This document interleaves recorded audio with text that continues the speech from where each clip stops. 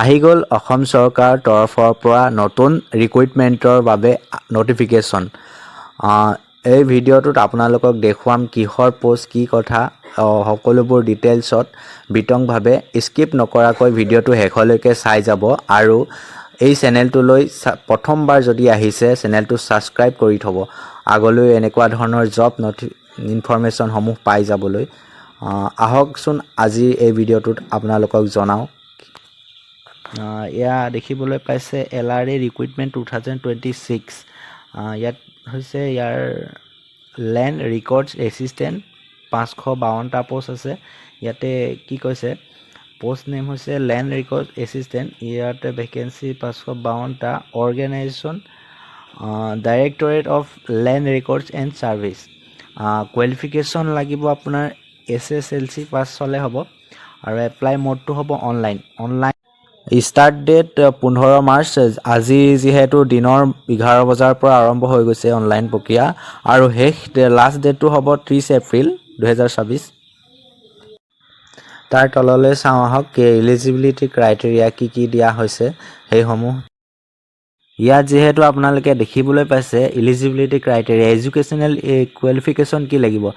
Candidates must have passed the SSLC or equivalent examination from any central or state recognized board, state নাইবা চেণ্ট্ৰেলৰ recognized boardৰ পৰা SSLC পাছ কৰিলেই হ'ল।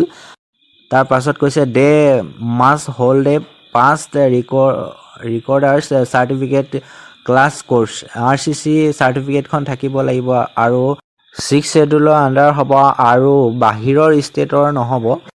Computer proficiency লাগিব। ইয়াতে কি কৈছে candidates must be proficient in computers and IT with a minimum typing speed of 30 words per minute in Assamese or Bengali নাইবা আছামিজত 30 words per minute টাইপিং কৰিব পৰা কেপেবিলিটি থাকিব লাগিব আৰু কম্পিউটাৰ্ছ আৰু IT এইটো মিনিমাম এটা চাৰ্টিফিকেট লাগিব।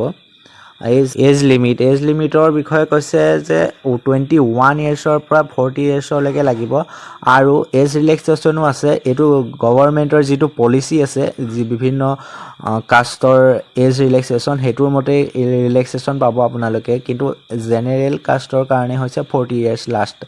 পোষ্টটোৰ চিলেকশ্যন প্ৰচেছ কেনেকুৱা ধৰণৰ হ'ব চাওঁ আহক। Selection will be based on 2 stages। দুটা পৰ্যায়ত ইয়াৰ পৰীক্ষা হ'ব। ফাৰ্ষ্ট ষ্টেজত হৈছে ৰিটেন টেষ্ট হ'ব। এটা ৰিটেন টেষ্ট হৈছে 80 marksৰ MCQ বেছ হ'ব। তাত মিনিমাম কোৱালিফাইং মাৰ্কছ লৈ নেক্সট ষ্টেজৰ কাৰণে মতা হ'ব। নেক্সট 2 নম্বৰ ষ্টেজটো হ'ব স্কিল টেষ্ট। ফাৰ্ষ্ট ষ্টেজৰ যিটো MCQ বেছড 80 marksৰ এক্সাম হ'ব সেইটোত চিলেবাছখন ইয়াত দিয়া হৈছে। তাতে থাকিব 80 marks মেথমেটিক্স ক্লাছ 10 ষ্টেণ্ডাৰ্ডৰ 10 marks আহিব। কনভেনশ্যনেল ছাৰ্ভেৰ পৰা আহিব 50 mark আৰু মডাৰ্ণ ছাৰ্ভেৰ পৰা আহিব 20 mark। টোটেল হ'ব 80 আৰু তাতে নেগেটিভ মাৰ্কিঙো আছে। নেগেটিভ মাৰ্কিং ইজ ৰং 0.25 মানে 4টা আনচাৰ ভুল কৰিলে 1 নম্বৰ যাব আপোনাৰ।